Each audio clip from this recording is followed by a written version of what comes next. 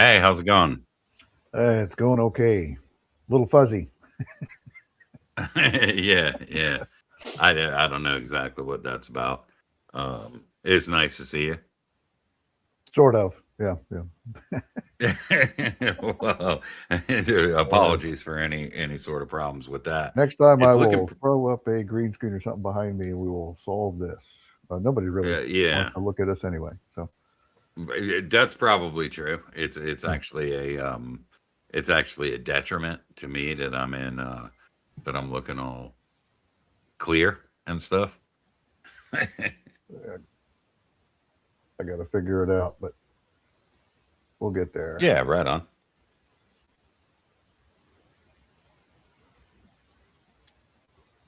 How's everybody else? We're doing okay. See if I can't stay right in the middle of this camera. Yeah, that seems to be what's making it clearest. I've noticed sometimes it's driven me nuts on any sort of camera anywhere because I have my camera behind my monitor screens, and sometimes if I have them tilted a certain way because I'm working or whatever, the Right. image will be all blurry because it's focusing in on the back of the monitor screen, but it's not readily apparent. And then I end up wiping the lens, shutting everything down, open it back up, and I realize it's just a matter of focus. We'll get over it. Yeah. Yes, sir. Alrighty. Gonna Yeah. So, hop in and start talking about some random D&D stuff. yeah, absolutely. The first thing I'd like to actually ask you about because we didn't have an opportunity to talk about it. So you ran a game at Great Underline or Great Underground Online Gaming Convention, Bill Selby's convention over there. Yep. I Yeah, had a how'd that go? blast. Yeah, fun. Yeah, it was a lot of fun. I've run a lot of games, but this was, and Sure. running those paid games too. I get random people to come in, but this was a little bit different. Yeah. Um, some good players hopping in, and I got some players from some different parts of the world that hopped in to play and stuff too. I ran an old school style dungeon crawl with the old school essentials, basic fantasy rules, and Right. everybody had a good time. It was just basic D&D, running in, getting bitten by. Well, nobody got actually bit by a spider on this run through, but we did have one guy that failed his remove traps roll on trapped chest and pricked his finger with a poison needle and end of character. Yeah, typical old Yeah. school stuff. Yeah, exactly. And that's Mm. that's the so that's something I really like about running the online convention games. I mean, when you run regular convention games in person, you get the same kind of thing, but online games, you never know who's going to show up and there's no travel expense. You might get somebody from Chile, you might get somebody from Japan, Yeah, Australia. well, I think there was some guys in Australia, I think, and I think another one was in the UK somewhere. Not 100% sure. I think it may have been England, but it's hard to place them. I'm not up to speed on regional accents. Well, they don't. They say we have the accent. They don't. But anyway, Right. yeah, and I'm not real good on placing it. But somewhere over there in the UK, I believe, is where this guy was, and a couple of guys from the United States, all over the place in the United States. So it was a good thing, and then you get to see play styles from around the world, which is a good perspective part of it too. Yeah, right. The things that I've always had trouble with are one, trying to keep the session to the 4 hour block or whatever That's what I block it told him. is. Look, yeah, we got 4 hours, but I'll run as long as you want. We went long. I said that's fine, cool. As long as you guys want to stay and play, stay and play. I don't care. Oh, Yeah, I got that's what another I've game to always go done. run to. We'll go run to that game. These guys, they'll forgive you. Yeah, Yeah, that's what I've always done is yeah. I'll increase them out 5 6 hours, whatever. And then the other However they want thing, to play. yeah, the thing that I generally try to keep a stable of Mhm. NPCs because I hate the concept of somebody dying. I mean, unless it's a tournament or something, right? Somebody dying like in the first 30 minutes, and that was their whole block for the Well, we convention. we And it's ended like, the see game ya. with the guy dying. They got through the whole game without anybody getting killed. One of them got. paralyzed by a gelatinous cube, but they managed to get rid of the gelatinous cube before it killed the character. Uh, so some good play in there, and yeah, same thing. I'll I've got a stable of characters ready to go. Here, play these random pre-generated characters and stuff. And there's a couple extra in there for them to choose from. Gives them variety as well for what they want. Right. And if somebody gets taken out, they can just grab one and jump in and continue with the other character. Yeah, not a problem. Yeah. It's all in Yeah, fun. I think that's the best way. Right. Yeah. Yeah. But I yeah, mean, it was a I think, blast. I got some yeah. good ratings out of some of the guys. Some of them said this was really good. One of them wanted to play but couldn't get Fantasy Grounds running on her Mac for whatever reason. I think it was just an older version of the OS was giving her trouble, so she just sat and watched, and she said it was great just watching the game. So Yeah. And yeah. that's I've run a bunch of them with Fantasy Grounds, and that's that's kind of one of the barriers to entry. But for most people, it's not much of a problem, especially since all the sign up and all that kind of stuff is less complicated since they went free to play. So that makes it a little easier to get up and running. But yeah, good. Yeah, it was a blast. It was a blast. I should have probably run more than one game, but this is my first time in running it and just get a feel for what was going on in the convention there, and um, I'm confident with it. I'll run another maybe two or so next time around if he'll have me back. We'll see. Right. Yeah, and that's the thing. I didn't run anything this year, but that's primarily because when I do a convention type of thing, I like to go kind of all in too and Yeah, run a and lot of as you games. and I've discussed, you're really busy with your own work at present, trying to Yeah, get that stuff out. So I can understand. right. But there's almost nothing more that I love doing than running Mm-hmm. games for groups of random people, especially in a convention type environment. Are you keeping an eye on the chat? I don't see any way of keeping an eye on the chat in this. Yeah, so we have none. Is that the Oh, problem? okay. Well, that'll explain it. But Yeah, that would explain it. yep. Hey guys, how are you doing? I think there's what, 3 of you watching right now? Somebody say something. Signs of Well, life. I Thinking went Morse ahead code. and connected to it in the background so that at least you got at least one somebody looked like they were watching Oh, it. right. So I got your Hey back on John, how that. you doing? Yeah, I don't see any of that stuff on the screen. I don't know. Oh, there we Yeah, go. There's I'm the not chat. seeing I it see either. it. Aha. Perfect. Yeah, so yeah, it just took a second to Aha. pop up. Sending messages How you only doing, supported John? for hosts, but I can at least see them and answer them back. And hello, John Collins, 2282. John is back to pester us again, and we are more than happy to have him here. Yeah, absolutely. Love having you here, John. You Yeah, got throw some anything you want questions to and talk stuff about? in there. This is what it's about. Ask us questions. D&D related. The only other Yeah. answer I know to anything else is 42. Other than that, we can continue on with Dungeons and Dragon answers. Yeah, so what have you been up to on your end other than on convention prep and Well, getting ready did for that. the I've got my game and regular. I try to run those one shots, which is with the old school essentials, and I've got a Friday game that I run as well. Advanced Dungeons and Dragons First Edition with a regular group on that, and then a private game Monday nights. Tuesday I play First Edition Advanced Dungeons and Dragons on the Dungeon Delvers stream for more exposure and experience and just having a good time. I get to play instead of run. Other than that, I've been tweaking and working on my games and setting them up the way I kind of like them in Fantasy Grounds. right. Keeps me busy. Yeah. And that's kind of what it's all about, whatever you're working on, maximizing your ability to work on the stuff you like with the time you have available. Sure.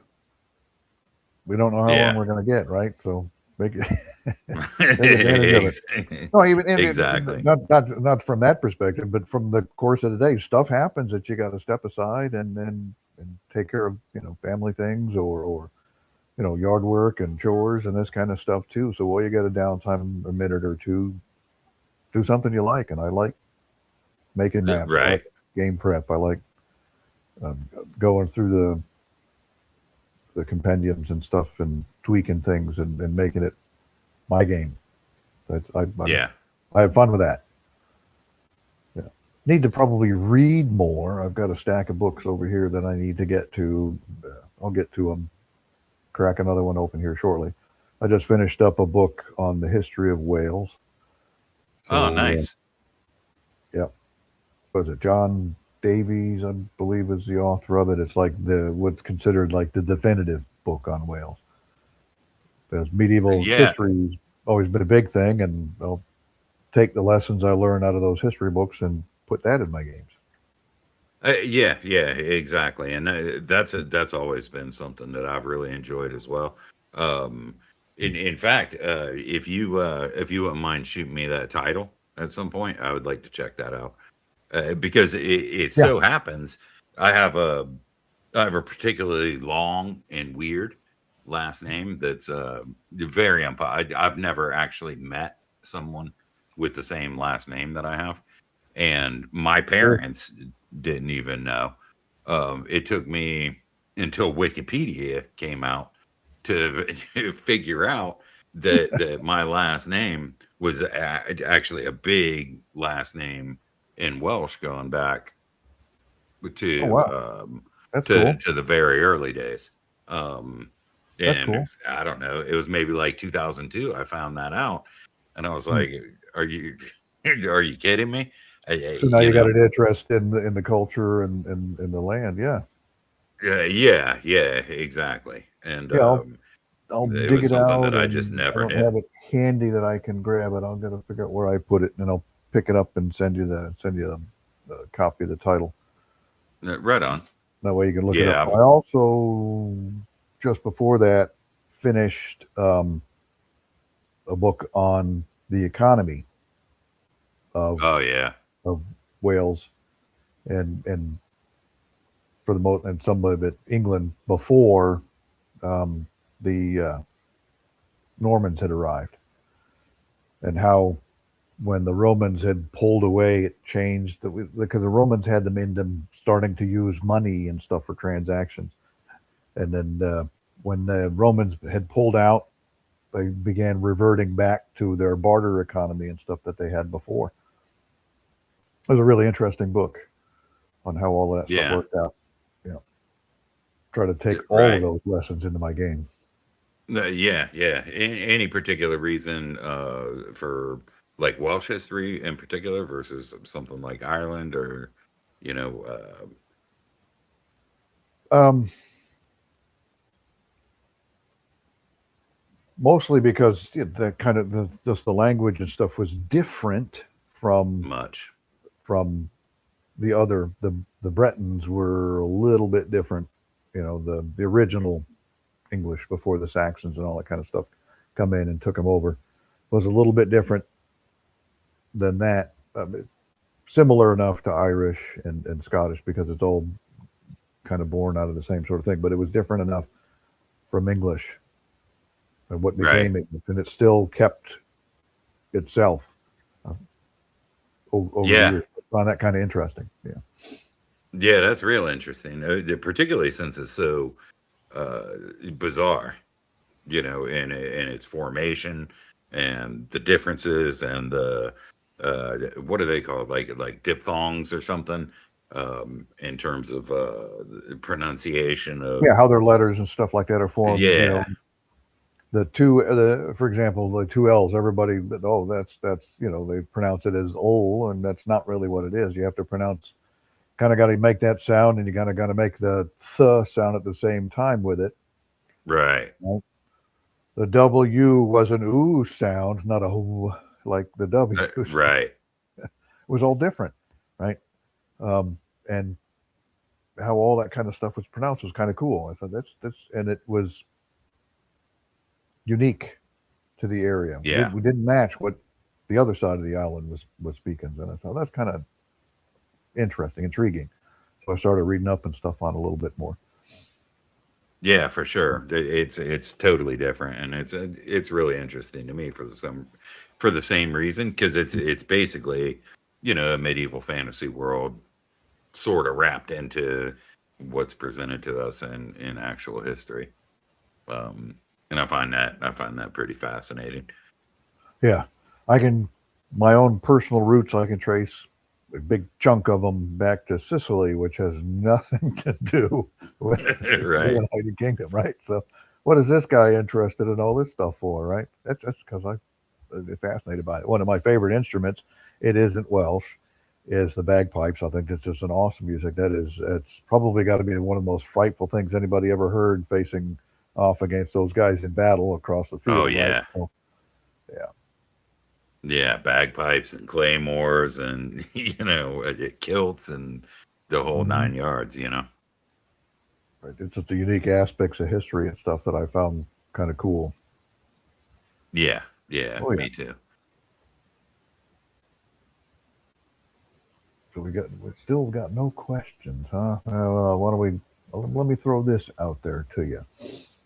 Right on. I was going to talk about lycanthropy. Is it a curse or a disease? But the page before that, and this is how it got brought up into that as far as the Dungeon Masters guys go. Page 21. On occasion, one player or another will evidence a strong desire to operate as a monster, conceiving a player character as strong demon, a devil, a dragon, or one of the most powerful sort of undead creatures. This is done principally because the player sees a desired monster character as superior to his or her peers and likely to provide a dominant role for him or her in the campaign. A moment of reflection will bring them to the unalterable conclusion that the game is heavily weighted towards mankind. Yeah, I figure we can talk about that quite a bit because it is a subject that comes up often. Is the different races, level limits, and that stuff doesn't make any sense. I don't like that. We're not going to play that at my table, kind of stuff. And I I think that kind of adds to the game, not restricts it. If you know what I mean. Even though there's level limits, that's not the point of the level limits, is to put a restriction on them. It's to highlight the, for lack of a better word, really superiority of humans in the game as opposed to the non-player uh, player races and stuff that they could choose otherwise. Yeah, yeah, Yeah. and right, and I agree with that. And something, I don't know where I had really picked it up from. I can't remember, but something that served as a pretty good justification for that kind of thing, because obviously you have to keep some sort of basic game balance, even though old school gaming wasn't really as balanced with bounded accuracy and all these types of things. But there's no reason to play a demi-human versus a human except as a purely role-playing based choice if there aren't restrictions placed on the demi-humans, and that can be Right. extended out into the world itself, right? So the sort of explanation along those lines is that the world is necessarily human-centric, because if there weren't these limits placed on these demi-humans within the world by the gods, by magic, by Yeah. the nature of their characteristics and stuff, you wouldn't even have men. Okay, No, the so humans imagine a would world where elves and dwarves can ascend to the highest levels of everything and they be would better than override everyone, everything. They would live override it forever. because of Yeah. their innate abilities and stuff that made them naturally superior to humans. They would just wipe them out. It's Tim Inholt, yes. Haven't spoken with him in a little while. I feel like the Yeah, balance good was to see you, there, Tim. but the DM had to provide that balance. Sure, there were modules that were difficult, but in a way that added to the fun. Right. not balanced from the standpoint like you were mentioning,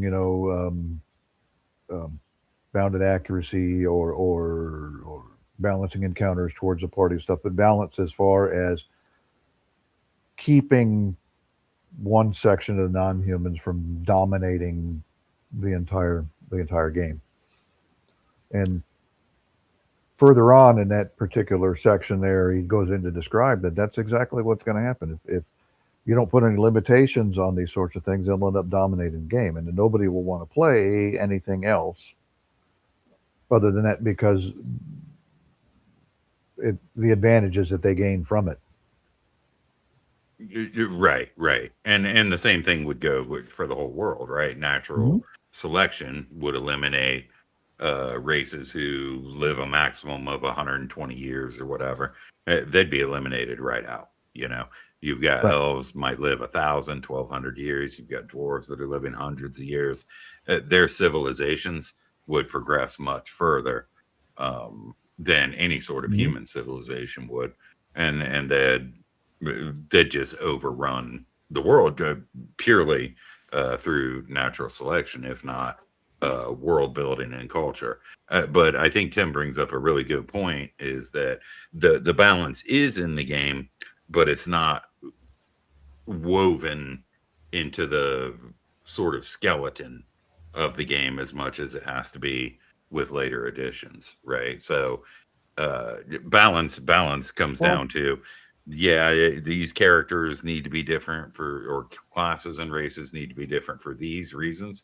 But when you get down to brass tacks and the matters of combat and stuff like that, the balance is more about what choices you make as a player versus what choices the DM makes as a DM. There's obviously balance concerns within spells and stuff like that, but you don't have feats and specializations, at least with the earlier stuff, and non-weapon proficiencies and perceptions muddying up the water as much. So you need less balance built into the actual rule set. Right. And the newer rule sets have kind of taken some of that, spread it around. Playing a non-human now is just a skin. They're all very, very similar. Right. So not enough unique to them as there once was. I want to play a dwarf because dwarves live underground. Well, not anymore. Dwarf can do whatever he wants. I want to play a dwarf because, when I rolled my dice, I didn't get a sufficient roll on this particular ability, strength, right? Oh, I want to play the dwarf because I get a +1 to my strength now. Well, that kind of went away with some of the newer editions. It took some of the uniqueness away from them. Yeah, and that's a really good point too. Much lamented throughout all editions have been the various splat books, but something I've noticed in later versions of D&D is that the splat books are more about providing the abilities of other classes to classes that normally wouldn't have them. It might be something like, oh, okay, well, now you've got all of these classes based on this particular perk or ability or feat or whatever, or the particular path that they take in character generation provides some sort of spell casting and stuff like Every that. class has a subclass that can throw spells. Exactly. It flattens things out. Whereas, our old splat books, as horrible as they could be and as complex as they could be, offered more of pick and choose, give and take kind of mechanics that you could bring into the game if you wanted to, or leave out in their entirety if you wanted to, versus changing sort of the way the game is played. Now, that said, I like all the editions. I have preferences, but I like them all, even 40. Yeah. I haven't played an edition I don't like, even the one that nobody says we're supposed to talk about. I've played that edition too. Right. They all have something to offer that's unique, and if you're a true fan of the game and the medium and the concept, there's something to find. So for you, for example, I'll say something about that. That was the first edition that managed, and it should have been done so much longer ago, but managed to actually bridge uh, and bring in skirmishing and wargaming into the system without having to rely on a source book or something that's some kind of bolt on. Okay. I don't necessarily think that full redesign around that was the most prudent way of handling it. But in 4E, it's very, very clear the number of squares a miniature takes up, the number of squares a miniature can move, the different area of effects or areas of effect for spells and other abilities, and sort of the concept that, hey, some of the characters on the battlefield are going to be important. So scale, right? You're going to have your generals, and then you're going to have your mobs. I don't like those kinds of terms specifically, and I forget what they called them. Was it But it minions was or yeah, mooks? minions. One of the games, minions. Okay, I think the mooks is the slang for it, but yeah, I think they were minions, and that kind of makes sense and helps with a streamlining of the game if you get into massive scale combat. Well, if you think about it, that's kind of coming around 360 Right? because that Right. stuff was already in the original game. Yeah. A lot of people don't realize that. They said, "No, that wasn't there." Yes, it was. Your fourth level fighter was a hero. He could make 4 swings against the low level guys. Because that's the way things were set up back then. So if you could put together a skirmish of sort like that, and then your player characters, they were the dominant leaders on the field, and similar to the way Conan mowed his way through all the minions when he was headed towards the fight with the big bad guy. The same sort of things was built into the game right there straight from the beginning, and it kind of got away from it. From those parts of it kind of fell by the wayside, and it became a more one-on-one type thing. We'll morph this into another talk about it too. First edition, second edition, you were still running around with hirelings and stuff like this, or henchmen, and then third edition just started getting away from having those kind of things available all the way to. I don't know anybody that plays 5e with henchmen or anything like that. Yeah, exactly. And that sort of takes away from the dungeon delving kind of experience, because that's a lot of flavor injected into the game there that you wouldn't have otherwise. It's more about reliance on the individual than reliance on the individual and what he's capable of mustering as a force, for better or worse, to go into some of these places with him. And you bring up the multiple attacks for a fighter against 0 level or creatures with less than 1 hit die. And that's something they should have kept. That's a special perk for the fighter, and that's a perfect example of the type of flattening out and sameness that I'm talking about in later versions, or that we're talking about. You end up with in 3.5, you end up with something like cleave. Okay, well, yeah, the fighter is going to be able to cleave, but not only the fighter is going to be able to do that. It ends up with certain paths and splashing of levels and stuff that ability, that feat, can be available to anybody, which reduces some of the specialness of playing the fighter. So later editions of the game, there are very few reasons to play my personal favorite character, which is a human fighter, because that was in my DNA. When I was a kid, any of the fighter subclasses really. But I played lots of paladins. I don't know why, but I played lots of paladins. That was my thing. Paladins was a lot of fun to play. Yeah. I've only played 2 of them. Well, when you're rolling 46, drop the lowest, arrange the suit, you can create one. Well, man, when we were kids, I'm a little bit ashamed to admit it, but when we were kids, we would do 46, drop the lowest 1 or 2, which actually achieves closer to like a method 3. except if you include the arranged by desired, it's more powerful. But Well, you then get similar Unearthed results Arcana came with out with those different methods in our Unearthed Arcana. yeah. What 9d6 for the Cavalier, 8d6 for the Barbarian. Yeah. Yeah. How did you get 4 18s? Well, yeah. Man, I'm rolling 9d6. How'd you get a 6 charisma? Man, I rolled 4d6. You know. Right. Yeah, there were all kinds of variations over time on the rolling mechanisms too, or methods. Well, and we can relate that into another thing that Gary Gygax was against was the Monty Hall games and min maxing and that kind of stuff was, and that they didn't call it min maxing back then, but the Monty Hall style of the game where you got to, if you don't have the latest greatest, if you didn't have high scores and all this, your character was nothing. And I don't. Right. That's not fair. That really isn't fair.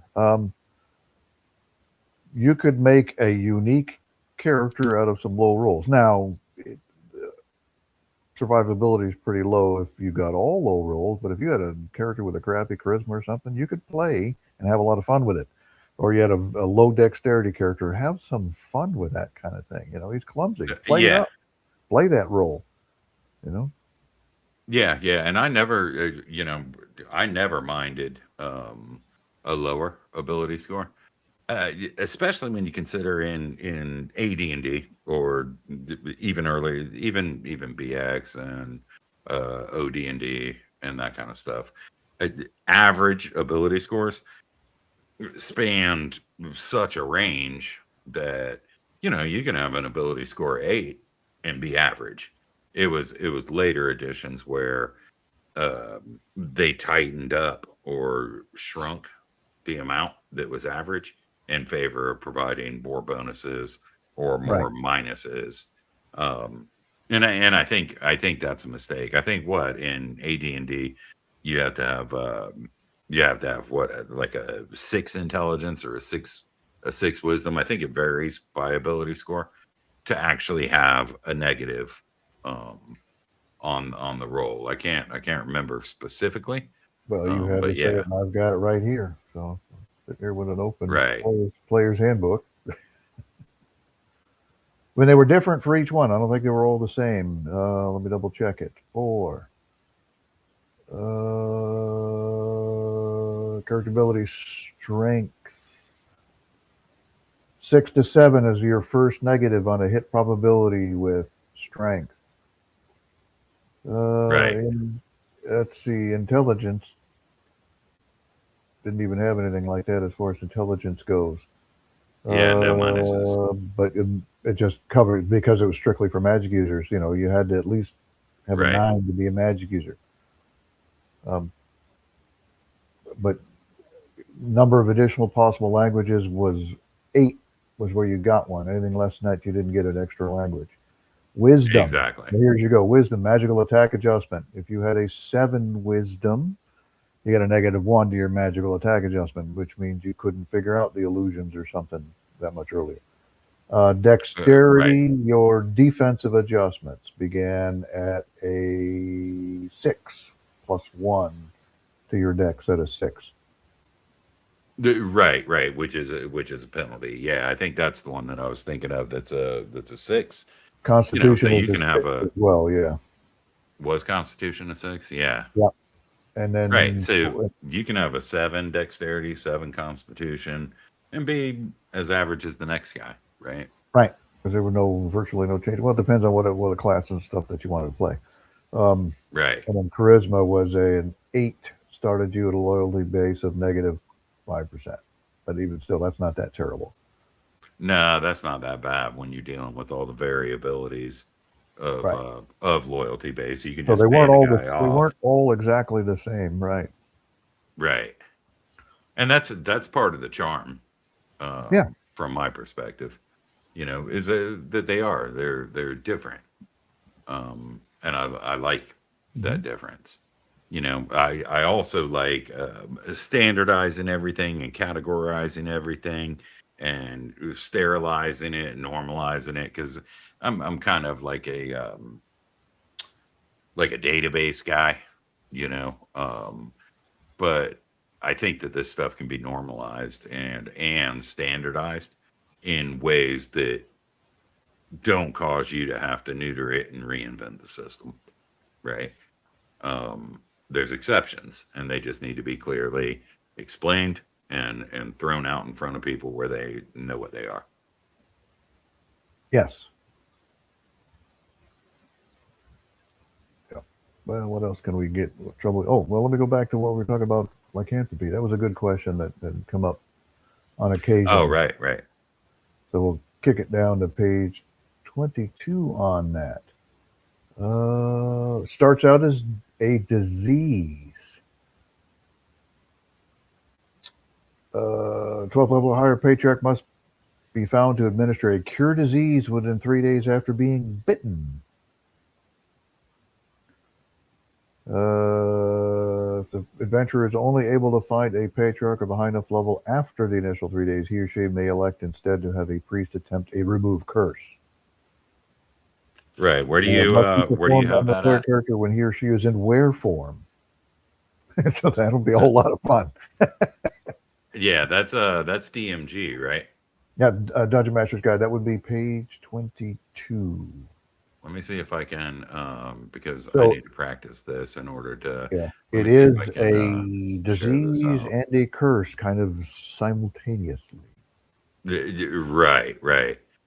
And it's particularly interesting because lycanthropy is one of those things that and I've called it lycanthropy when I was a kid. Now I call it lycanthropy because the root would be lichen, but I could be wrong in in either case. Well, it depends probably what continent you're on. Right, that too. Syllables are stressed differently in different continents. Yeah.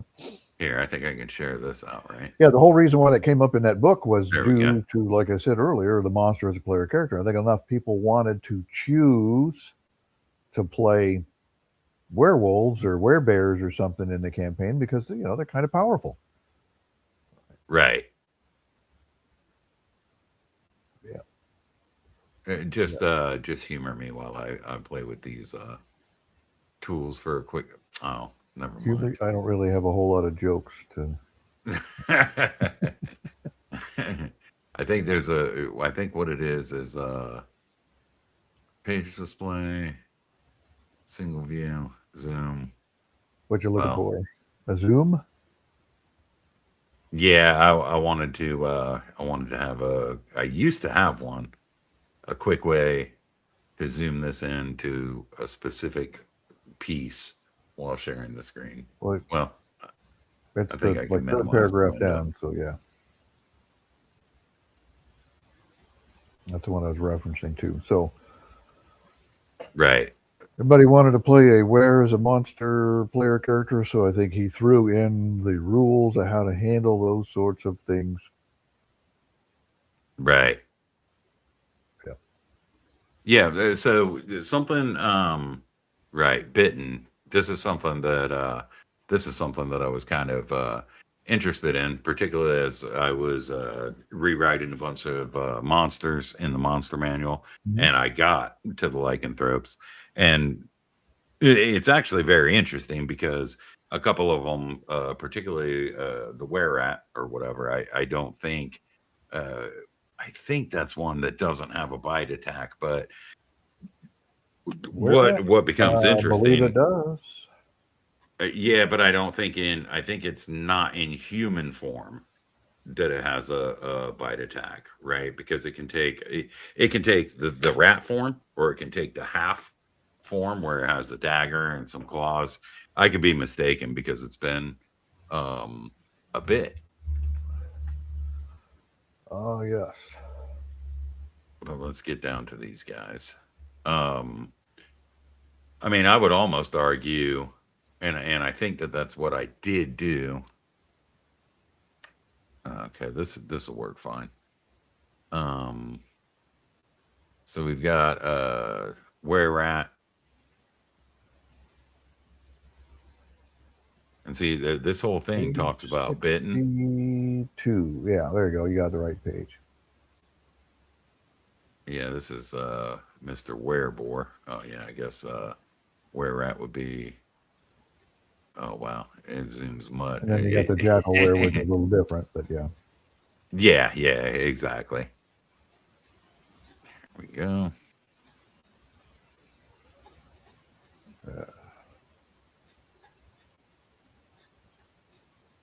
Evidently, I suck at this.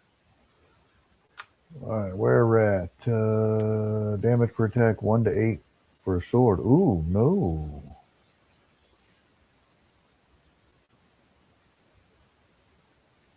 Here we go Were-Rat with this guy. attack with a weapon. Yeah, exactly. And that's one of the things that I find interesting about that because I don't think it necessarily has to be a bite, right? It could be claws. I mean, I don't really know. So the typical trope with regard to werewolves and whatnot Yeah, you were bitten is by him. Yeah. they'll just eat you, right? But because that's what they do. They're just going to jump on you, rip your throat out, tear your head off, and if they don't. But I think also even like American Werewolf in London, wasn't he just scratched like across the face or something? I haven't watched it in many years. Yeah, I think so. Yeah, I don't recall. It's been a while since I watched it. I believe so. Mm-hmm. Yeah, so the But his buddy Were-Rat, had his throat ripped out. Yeah. Yeah, right. And yeah, so the Were-Rat has number of attacks 1, but there's never a bite specified. So how do Were-Rats because damage make is more attack. Were-Rats? yeah, exactly. So if his only attack is with a sword, would he ever be able to cause lycanthropy? Would be the question.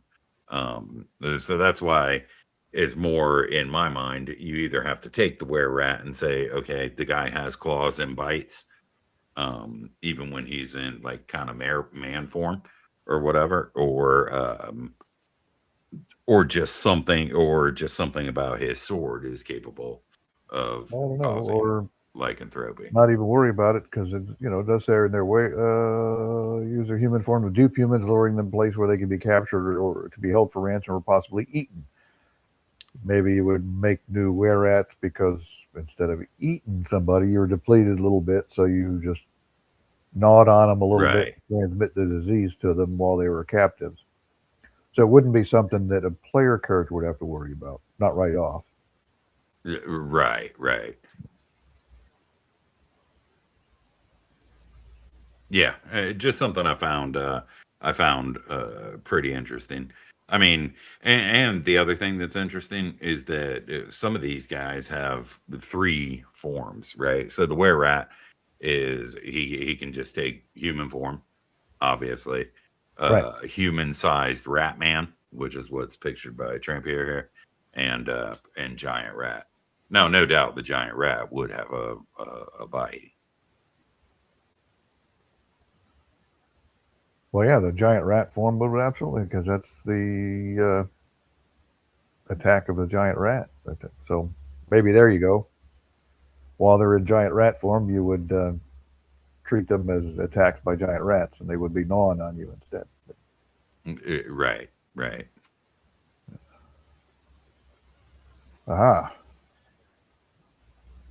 And I do like Were-Rats. They are fantastic monsters for city adventures, for dungeon adventures. They go everywhere. Yeah, and then your sewer adventures, so sort of the city dungeon hybrid, their ability to command the rats and that kind of thing, or at least imagining that that they can do that at more of a scale than like the 2d6 that's indicated. Let's say you got 6 of those guys sort of operating as thieves above ground, and then they have their sort of the secretive lair down beneath. And when you're talking about 6 of them, each capable of 2d6 giant rats, which interestingly, is called the Sumatran rat in here. Similar to the Rakshasa, it's a creature of Indian myth. You know, Yeah. just fun things that are in the monster manual, um, related to the real world as a descriptive element rather than relating to a fantasy world. Because of course, everybody was to build their own fantasy world, Yep. or at least that was the assumption. Yeah. The Rakshasa is one of my favorite monsters. Yeah, it's a really good one, and the monster manual does a pretty good job of laying out how it operates, but I don't think that that comes into play in most campaigns, or either most campaigns, or people might roll that on a random encounter table, and it's like, Yeah. oh, a spooky tiger man attacks you, but they have a particular sort of mo, which makes them a lot dangerous than than the stat block represents, Mhm. Yeah. and a lot Read more fun. through the paragraphs, and it's yeah. I wouldn't use one as a random encounter. That's your boss monster somewhere, not a random encounter. Yeah, yeah, absolutely. And particularly, particularly in the right setting. Hmm. Let's see.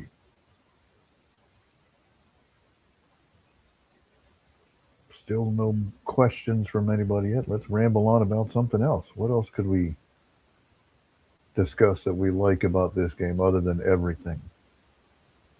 Yeah, pretty much everything. Because I think either one of us could go on and on, um, about it. No questions and no comments means that, as far as I'm concerned, that means the people like it. So, Yeah, well, there no complaints either. Then, right? Yeah. right, right, exactly. Hmm. Take a look at the index. What are we going to do here?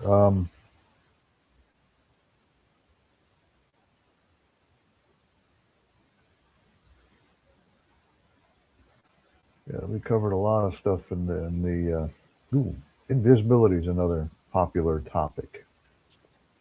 It is, and it's a good one. Yeah. What page was that on? Invisibility. Yeah, I think Pretty in DMG that's a part of the adventure part of the 59. camp.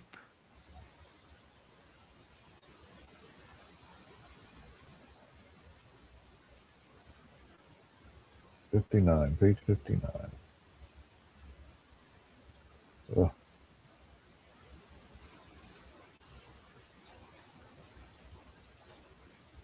There's a lot of people play more into it than there's really there. Yeah, yeah, exactly.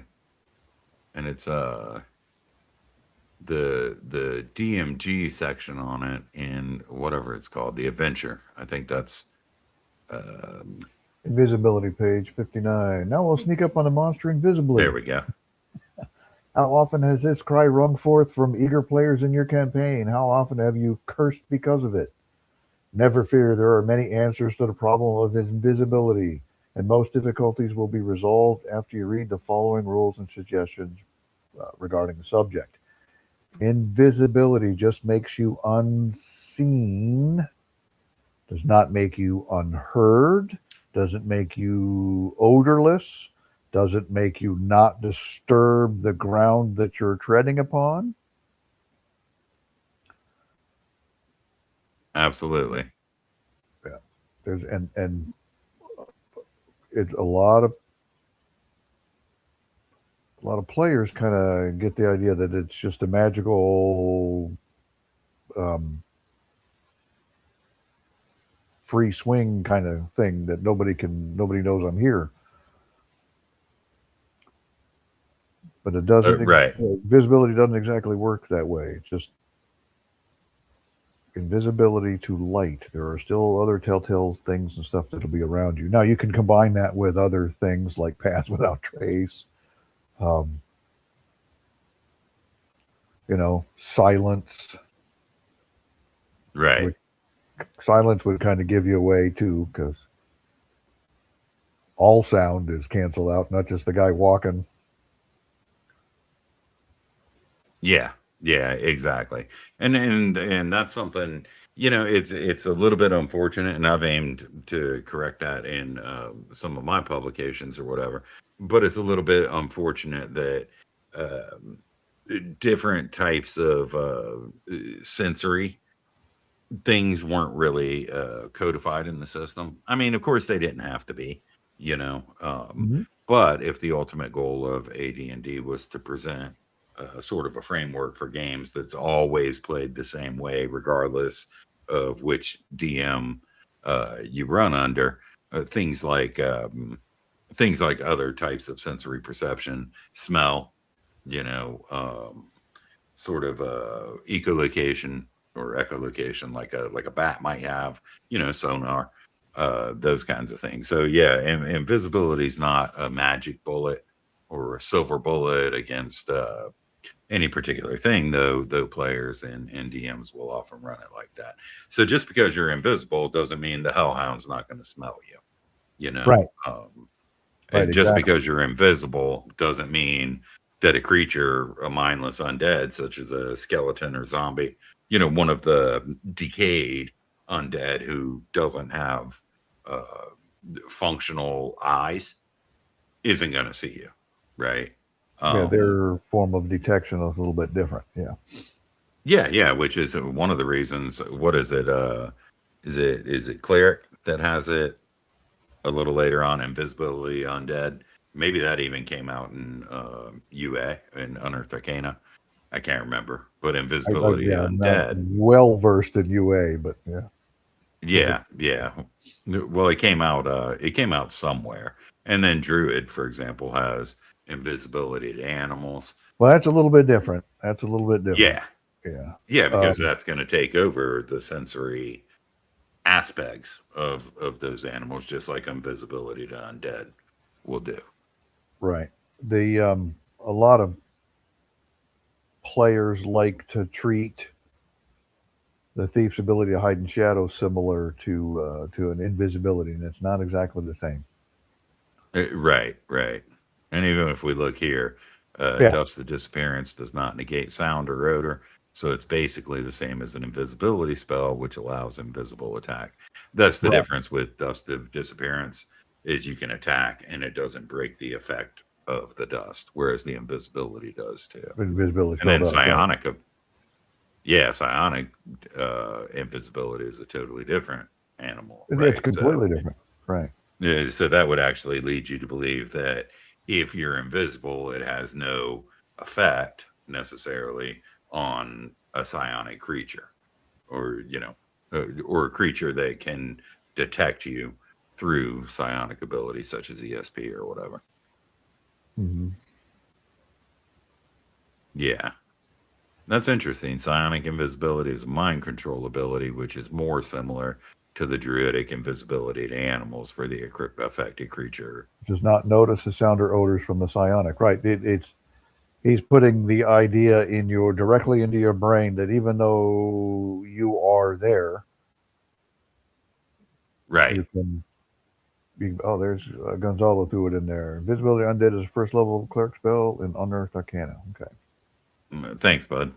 I thought that's where it was, but it's a great spell, and it actually does something to separate out, living creatures from dead, because invisibility being, that's where a lot of the confusion with something like invisibility comes from.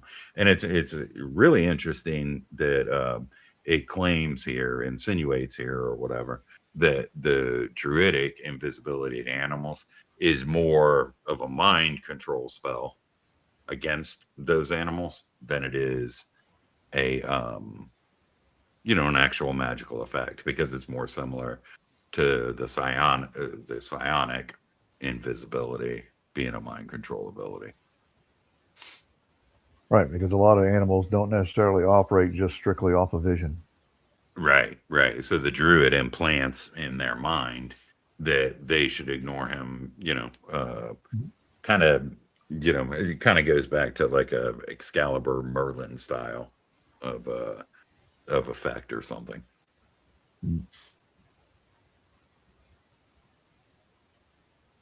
Detection of invisibility table based on hit dice. Yes, which I like. Yes, yes. That's very important. That's a very More important part too. powerful, stronger monsters, a better invisibility, or better opportunity of figuring those things out. Yeah. Right, right. And that's level Here or we go. Here's a hit good die of question. creature. What is your take on allowing online players to choose to roll their own local dice in con games? Okay, he threw in the con games in there. In my Monday That's a night different game, matter. I have a guy by the name of Bill. Bill likes to hear the clatter of dice. He would rather be sitting around the table as opposed to going online, but online is the only way he gets to play with us. So, Bill is probably the most honest person I know when it comes to gaming. That's the way the dice are. That's the way he is. If it rolls a fail, it rolls a fail. If it rolls a save, it rolls a save. So, probably one of the few people that I would absolutely trust to tell me exactly what he rolled. I try to play with people who generally don't like to cheat or fudge or anything like that, but you know, that's the way he likes it. I know his rolls are going to be exactly what he says. I don't have to worry about him doing it. A con is another story because at a con you really don't know those people for the most part. You don't know, and I'll throw this back out there too. If you're cheating yourself. That's the only one who's getting cheated. When it comes down Yeah, to it. yeah, I agree. And as far as yeah, as far as con games, there's no way I would allow somebody to roll their own dice. And actually, con games are particularly uh, difficult type of animal in a lot of ways if you're going to run published work, which sometimes is your goal, whether it's to pay homage to old TSR modules or to run something OSR. I always took those adventures and I would rename them, completely rename them. So hopefully nobody would recognize them unless it was specifically a TSR module and that attracted the people to it. But you still have to change a whole bunch of stuff. And then you'll still end up finding people who are playing in the game who figure out what it is and they'll full on use player knowledge from that particular thing and end up causing trouble for some of the other players. So, Yeah, uh, metagaming is and a tough thing. Yeah.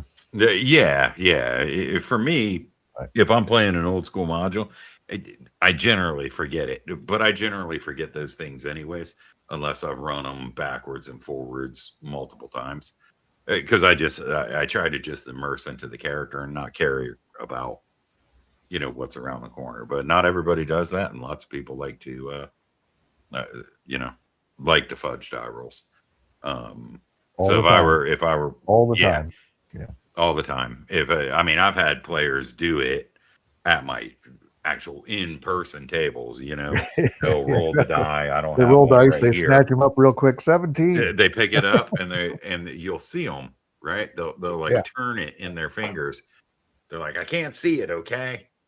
And all of a sudden it becomes a 17. Yeah. Even like best friends and stuff. Well, not really best friends, but purported to be best friends. So, yeah, Not and after with you figured out he VTTs fudges dice nowadays, rolls, he's not your best friend.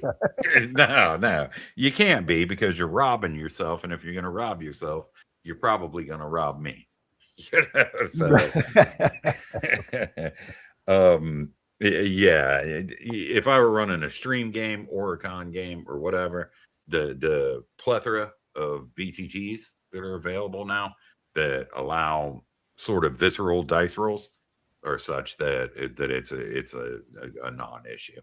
You know. Now, if you've got friends in a game like George has, that's a totally different story from my perspective. Right. Right. Good question. See, we are finally getting some good questions in here. Yeah, that's an excellent question. Yep.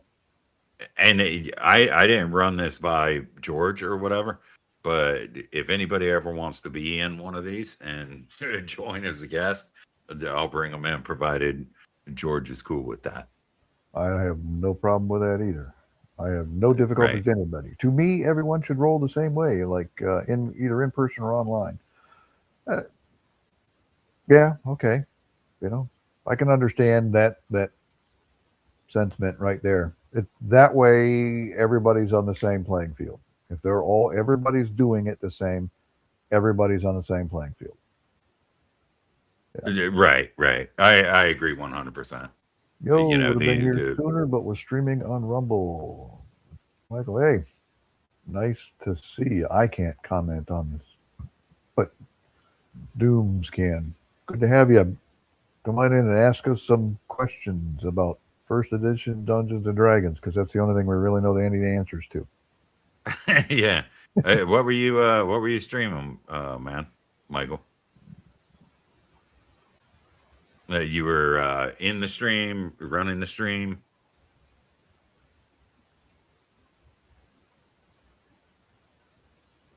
Do we run a tight ship? You get hidden if you don't answer within 10 seconds.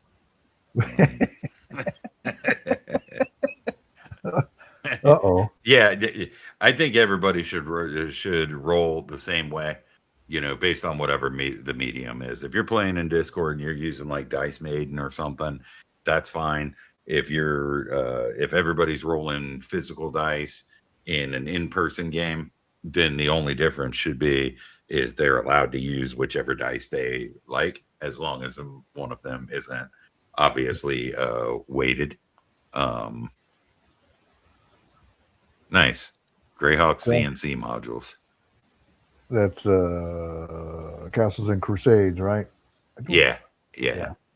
I don't have a copy of that. I've got a copy of Dungeon Crawl Classics over here. It's another one of the books that I need to get to read. Yeah. Yeah. Dungeon Call Classics is actually real interesting.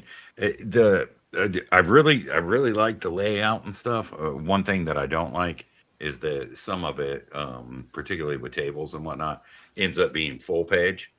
And since the book is large and the print isn't exceptionally large, it can be kind of hard to go in Okay. single column mode across it. But I see what you're yeah, saying. Dungeon Crawl Classics is really nice, and the older editions really pay homage and bring in some of the artists who made the game great in the first place. You know, Mm. you were doing that on Patty's channel, Michael. Crafty DM. Crafty DM. Sounds familiar. I'll have to look him up. Yeah, and I don't know that there's any, maybe this guy is specifically making Greyhawk branded like for free type of stuff, Castles and Crusades modules, because CNC was basically Gary's vehicle to getting back to his Greyhawk and Aigsburg and these kinds of things, and the Castle Greyhawk in the first place. Um, yeah, I know you guys basically took that over, right? Um, and but it was never called Greyhawk.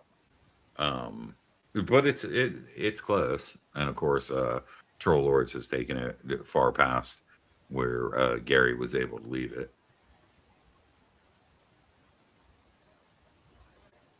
Oh, here's another one right there. Listening at doors. That's another fun topic. Everybody listens at doors all the time. Right. Yep.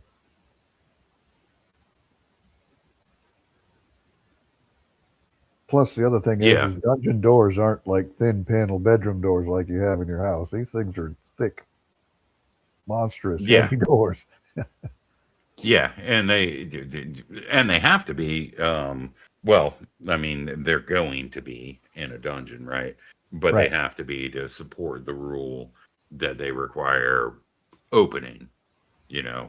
with strength, even though some of the monsters don't necessarily have to do that. I try to approach that with a little more uh, verisimilitude or whatever, because I don't like the idea of, hey, PC got to open this, but Kobold can just kick it open and move around at will. So Okay, I got you. yeah, there's a number of ways you can do that, and of course, you don't have to uh, apprise the PCs of or the players of everything that the monsters do. But I'm not going to have a room with one kobold that can open a door and the PCs can't, unless there's something special about that door. But you have 10 of them, 15 of them, yeah, maybe. But on the other hand, you also have the concept of doors opening outward or inward, based on in swing. So that's an opportunity to sort of let the players know why they would have to, because it's going to be a whole lot easier or a whole lot harder for somebody on the outside of an outswing door to yank that door open than it is for somebody to put their entire weight against the door from the inside, you know. Right. So depending on the handedness and the swinging of the door, you can kind of infer ways to make it make sense. Here's But my yeah, they're all question. Yes, heavy. but is there a standard dungeon door, or are they all unique to every dungeon and or even room? The answer to that question is yes. You probably got a dungeon with a theme that's running through it. It's probably certain portions of it were built basically by the same creature or the same beings or whatever it is. So you're probably going to have a standard, a selection of doors on a good many of the places. But Acme Dungeon Door Company, right? But you're going to have also, there are going to be some doors, and just make it a variety in there. You're going to have some rooms in there. They're going to have tougher doors to get into. Somebody built a storeroom or something out of it, or um, a weapons room or an armory or something like that. It's going to have a different type of door on it than another room in the dungeon would have. So, helmet off for listening at doors. Yes, of course, helmet off for listening at doors. Right, it's even written there in that first paragraph on that thing too. Um, Everybody got to take their helmet off to listen at doors. Yeah. Yeah, Gonzalo and I have talked about this before. Prefer above ground adventures in a more serialized campaign to most dungeons or modules. It depends on what it is you're trying to get done. Um, some people love the story and they want to run through a story and play through the plot and all that kind of fun stuff and solve the mystery and all that stuff too. And those make some really, really good games. And then you got other players who just want to, I don't care what's going on in the world. I'm going to go over this dungeon over here. I'm going to go dig around in these ruins over on this side. So what if evil Count Fred has taken over the kingdom from his brother? It doesn't matter to me, right? So Right. different styles for different players, and it's good to have a mix. Have some story elements and stuff that are in it with it, and then throw some dungeons and stuff in there so that you can attract the most of the different types of players. Let's see. The basic inference is that they're all swollen, rusted shut for 1E for the most part, right? At the least mechanically speaking, even a stone, metal, etc. Yeah, that's for the most part, right?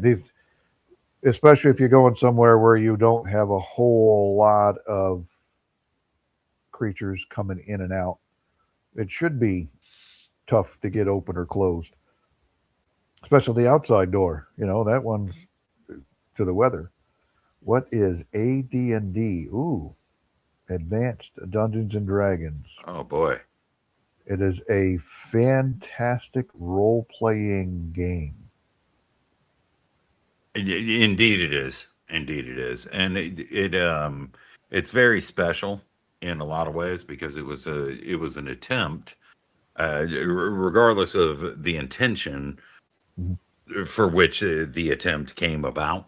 which is under dispute. It's the complex, the original complex version of Dungeons and Dragons. Yeah. And there's just stellar ideas in there that can be discussed many years later. Now, some of that is a function of poor editing and the way things were put together or whatever. But in terms of character and in terms of what it tries to do, it's basically unsurpassed. Now maybe something like Rollmaster is a little more condensed and easy to follow, but also, and I mentioned that because Great Old Ones and like Gonzalo have a stream on Rollmaster, and I find it fascinating. So go to at Great Old Ones channel and subscribe to him if you aren't already. I suspect most of you guys are, but there's some cool stuff over there. Now, how many rules are there? I don't think anybody's ever counted how many rules there are. Well, really, there are no rules. You can make it up as you go along if you wanted to, right? There's a bunch of guidelines, a lot of guidelines in these books to how to run things and stuff, advice to run games and stuff like this as far as that goes. Yeah, and it really depends on what you consider to be a codified rule and not, because I know many DMs, the vast majority of them, who kind of treat it more as like source books, right? Hey, this has some cool ideas in it. I love these ideas. I'm going to continue to run combat this way. I'm going to continue to do this way. I don't really care about segments unless X happens. I love the magic items. I love the poisonous plants. I love the drunk tables. I love the harlot tables. I love the random encounter tables. I love the monsters. I love the spells and the way they're described and whatnot. But there is a deeply tactical game buried in all of that stuff. So it depends on what you're looking for. If you want to take it from a purely the real genius of, in my opinion, melding war game and role playing game, which OD&D never managed to effectively do. It's basically unsurpassed from within the D&D product line. It was but the way it reads to me is you've got original Dungeons and Dragons, and it started to get bigger, and they started collecting the different supplements and stuff together. And then Gary Gygax just said, "Oh, you're laughing at Gonzo's rule." Consolidate all of that together, put together a bunch of advice. The Dungeon Master's Guide isn't really a book of rules; it's a book of advice.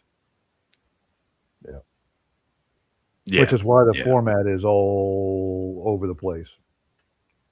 Enough that the GM can screw you over any which way you please. Yes, that is a possibility. Yeah. I would encourage you not to play with those game masters all that often, though. If they're constantly doing that sort of thing, maybe find a different table. But Schrodinger's game, yes. Yeah. Well, yeah, and Michael, it basically depends on like we talked about the DM. For a lot of DMs, it's fine to just kind of play the way they've always played, or to play the way that they've heard that other people play, or to do something a lot less complex. Somebody like me, I like the full complexity, and I like to build outside of that complexity, while trying to be mindful of understanding exactly what it is that I would change and why. And we've talked about it before, way back in old Dragon magazines and stuff. I mean, even guys like Schlump de Orc, which was David C. Sutherland, I think, was the guy who was responsible for that. Yeah, I mean, he had an entire article about how much does my giant weigh, and just goes through all sorts of math and nerdiness and that sort of thing. And Lynn Lakofka has done a bunch of that over time, and I think that's something that we want to get into at some point. But at some there's some point in time, and it's probably about the advent of second edition, where those voices became fewer and fewer, and people sort of reverted to, hey, let's just make this streamlined to make sure that we can get through the dungeon in the necessary amount of time, you know.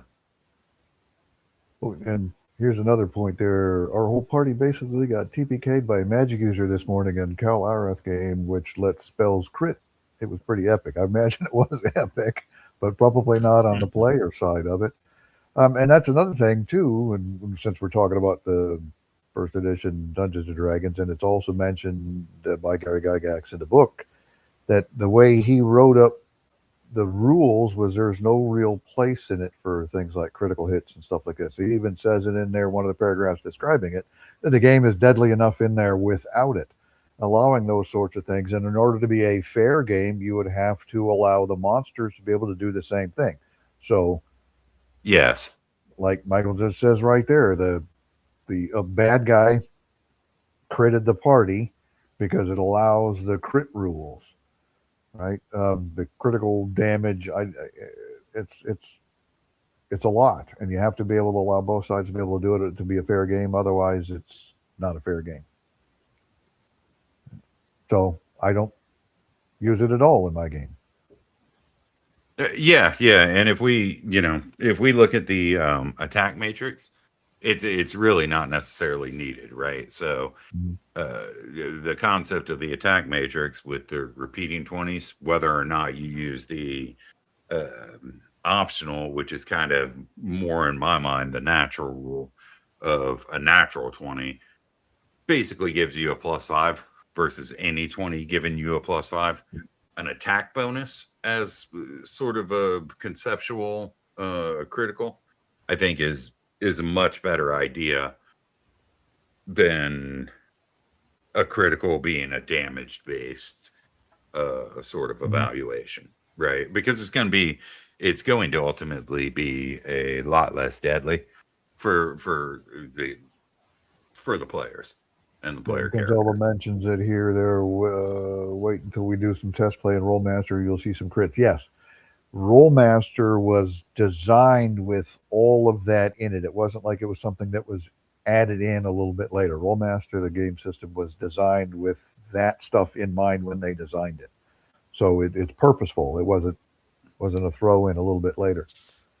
Yeah, and I really like that. By the way, I have limited experience with Rollmaster, but I have less limited experience, or more experience, I guess would be the easy way of saying it, with Middle Earth role playing, and I loved it.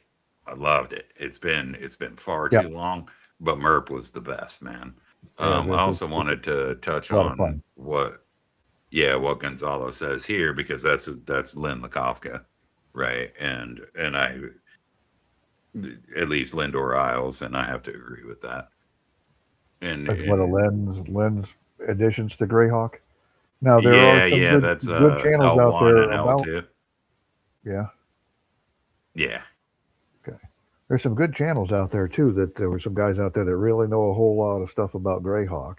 You know, if you're interested in that kind of stuff, I would probably watch, like the Greyhawk Grognard is one that I've seen a few of the things that he's done. I mean, lately he's been concentrating on trying to sell his material, but it's good.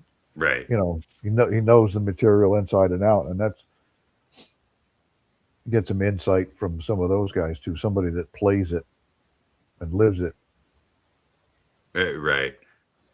And we all had to jump back 30 feet to get out of the range. It's a roll to cast. Ooh, roll to cast. He fumbled but used a fate point to re-roll.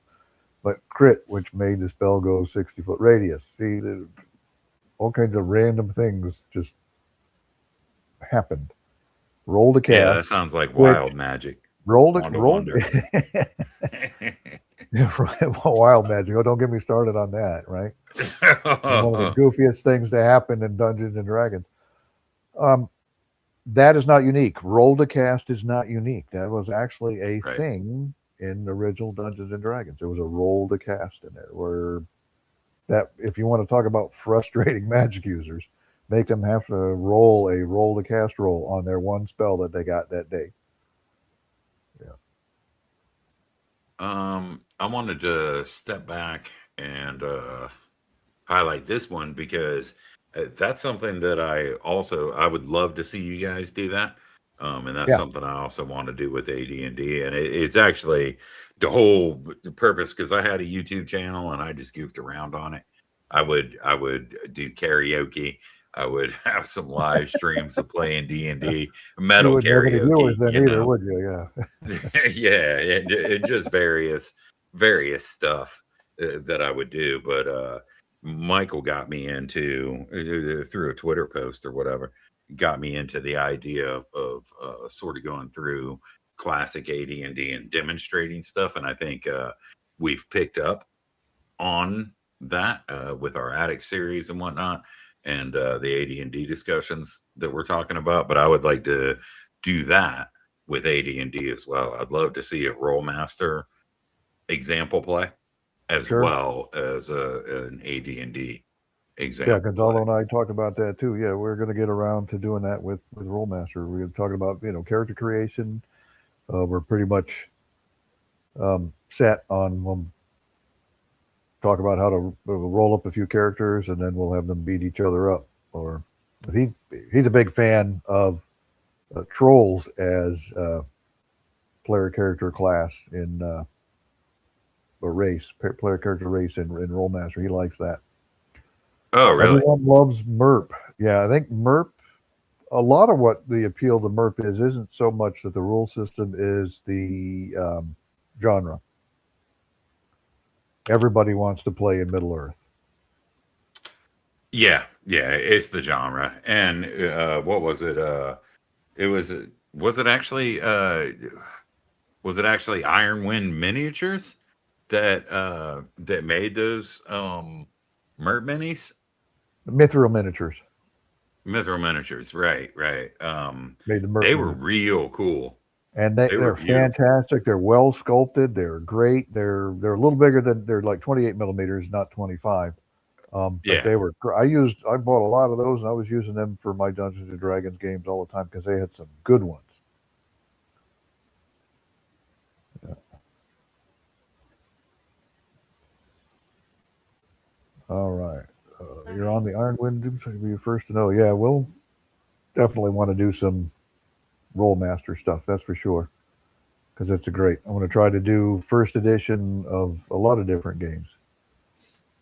Yeah, right, right. And I think the farther we go in time and in history and Mhm. older people getting older and younger people trying to get older, we have to preserve these things, even if it's through something as trivial as YouTube videos and whatnot, um, because things have a way of disappearing, and there's a lot of wonderment in all this stuff. And I agree with you that it was the setting of MERP and the artwork on those books was just incredible. You sat down and you got into that stuff, and it was way better than some hobby game you're playing on the C64 or something. Well, You know, that's exactly what we started the discussion of Rollmaster with. Was the fantastic art that was in Iron Crown Enterprises books. yeah, amazing. Did you guys know that the Mur Fossacere is actually on the MERP map? Did not know that. I'd have to go take a look at it. It'd definitely be way up in the north. Have to go check it out because of the nature of what the Mur Fossacere is. But probably way. I think it was way up on the left hand side, if I remember. I think I remember it now. The Land of the Iron Wind. Yes. I have that map framed in my wall. Cool. Yeah, the maps they made, those hand drawn maps that they had, were just another aspect of excellent art. Yeah, I love Bill, but he'll stop to answer some questions, but we'll never really gotten a peek by or play by play from behind the screen to really see the DMing and action mechanics.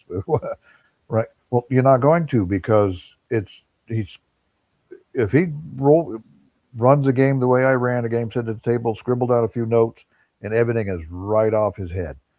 Um, not running a lot of first edition games over the last few years, except for recently. Got to get back into the running things that same way, but that's how it works. You got to keep the flow of that stuff going in your head, otherwise stuff bogs down if you're constantly writing down, making notes, referred to your sheet. Um, Sometimes you Yeah. lose track of which monster got hit and who has how many hit points left, but in general, it really doesn't matter. Most of what Bill does is in his head, so there's no way we're going to see it. Yeah, yeah, and it really goes back to people choosing to run the game the way that they want to run it, right? So, um, some DMs are going to run it with a whole bunch of complexity, including things like weapon versus AC, including things like full segmented combat, allowing movement by segment within a combat round, being that the combat round is 1 minute and stuff, and Mm-hmm. and some don't, and that's everybody's individual choice to make. So if you were to see something like that from a DM who prefers a more simplistic approach to combat and stuff, a standardized approach, clearly, and one that they're very good at, there's going to be less to see versus, so it's kind of comparing apples to oranges, right? If you want to see a raw demonstration of combat, that's going to be much different, and truthfully much more difficult than than a classic AD&D or classic D&D Yeah. style of game. And it's And just you and I have uh, talked about this guy's stuff before, but the Blue Bard has got an excellent round management sheet. yeah, yeah, absolutely. And yeah, he's because and we have talked about it, and I don't want to blow smoke up the guy's ass or anybody else's or whatever, but um Yeah.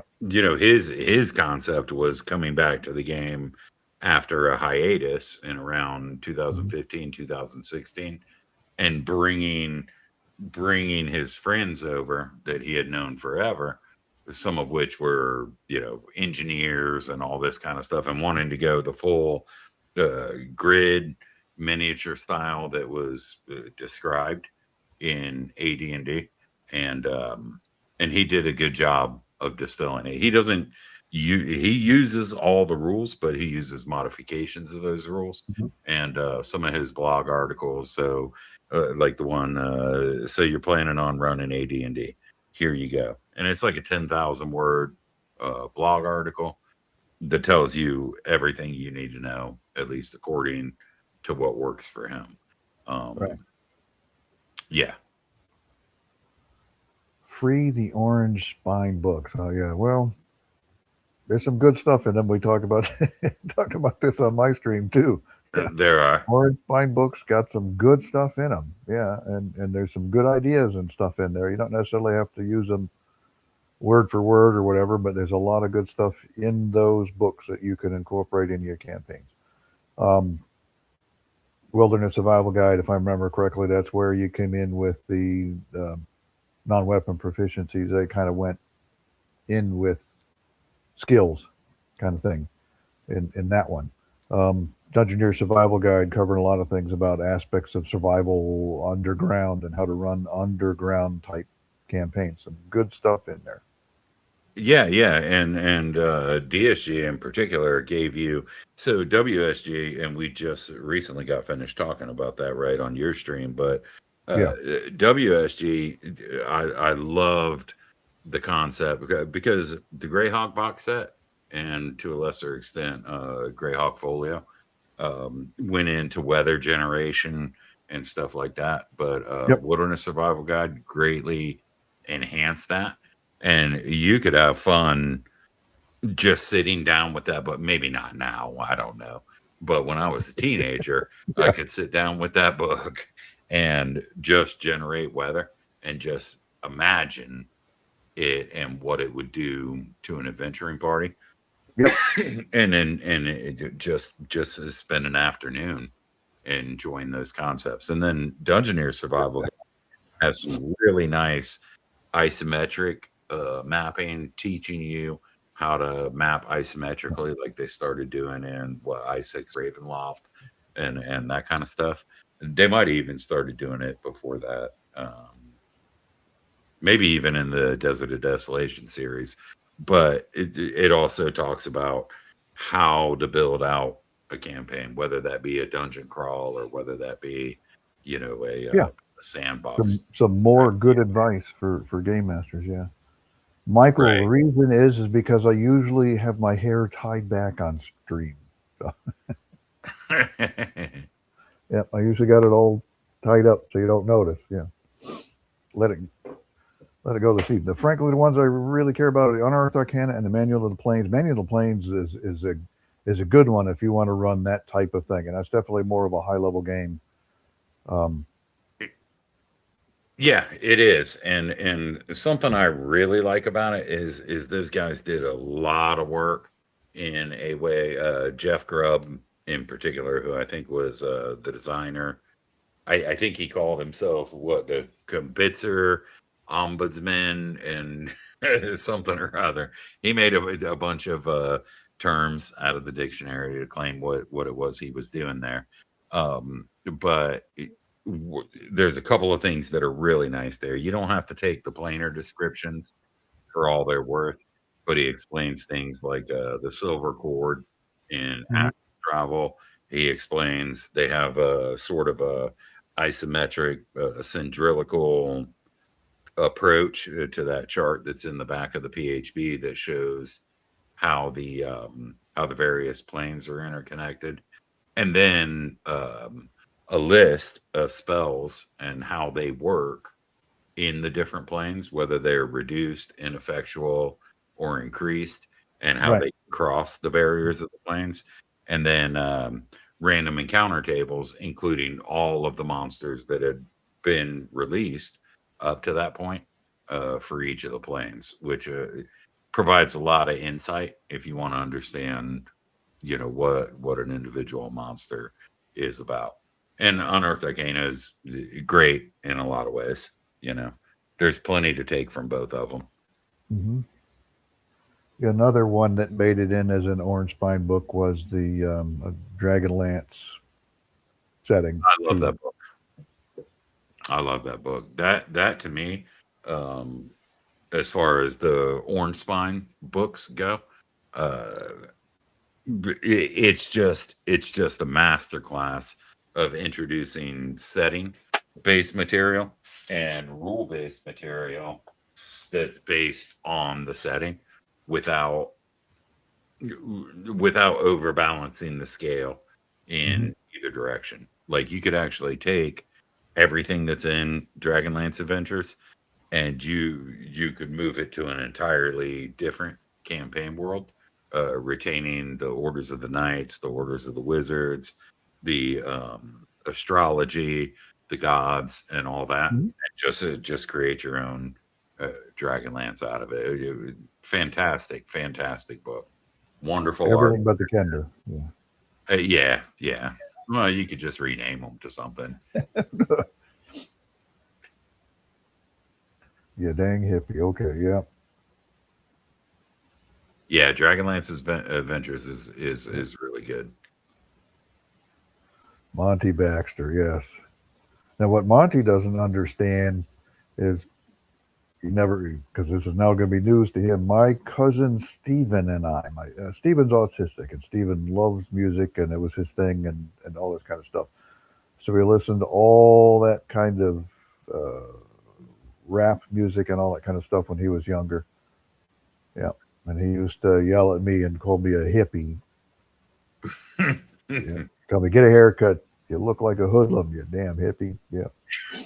That line out of one of these little rap music things that he listened to, and then he got the biggest kick out of that. So, Yeah, I bet. but yeah, pretty much a hippie.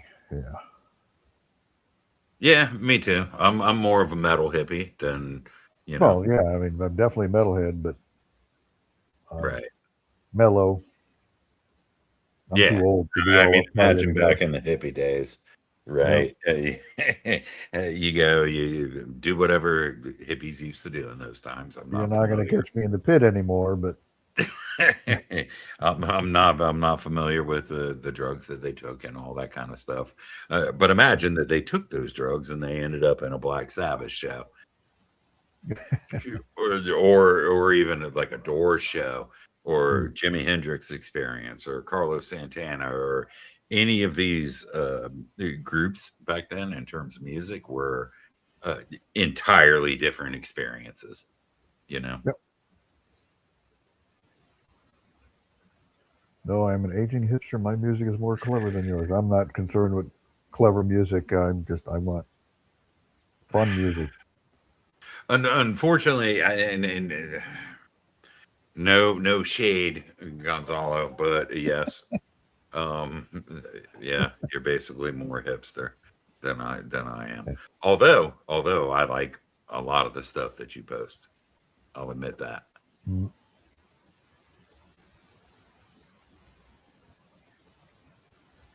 Well, that's just like your opinion, man. Yes, it is. Yes. Oh, I'm not wearing my sweater this evening. I have that sweater. I have not that exact brand, but I have a replica of the sweater that the dude is wearing in the movie. Yeah. Although I don't think I'll ever end up drinking White Russians. They can be pretty good though. I mean, they can be pretty good. Yeah. Let's see. Old firefighters make good hippies. Yes, Monty Baxter. I am an old firefighter. Did that for a number of years. Firefighter, paramedic. Now I just teach classes. But nobody would ever let me put an SCBA on with this. So yeah. What's an SEBA? Self-contained breathing apparatus. Oh, gotcha. Yeah, our respirators that we got to wear when we go in a burning building, so we don't get cancer from breathing in all that smoke particles. Which Right. hasn't really worked because we let it soak into our gear, and then it's a badge of honor never to wash your gear, right? Yeah. Yeah.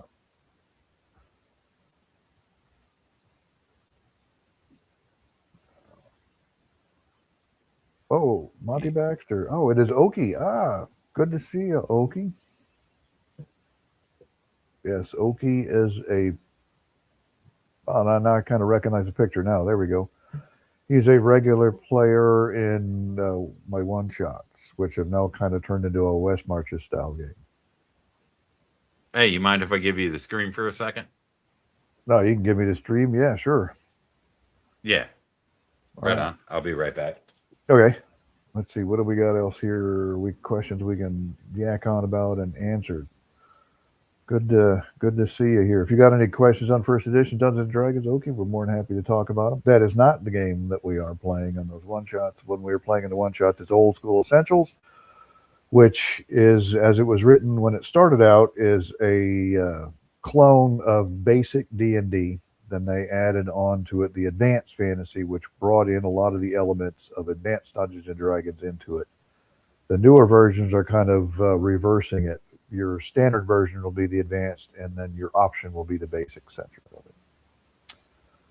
Let's see. Last time I had White Russians was probably 22 naked around a camp. Okay, well, that's enough. We TMI at that point. Banks Lake. I'm not familiar with Banks Lake. It was pitch black at the time because we came in late, but woke up and realized there were no trees between campsites. Whoops. Aye. I was naked in a campsite once in Canada, once in the middle of summer. The water was like 50 degrees. but it was a girl that encouraged me. And man, I didn't realize that water was going to be that cold.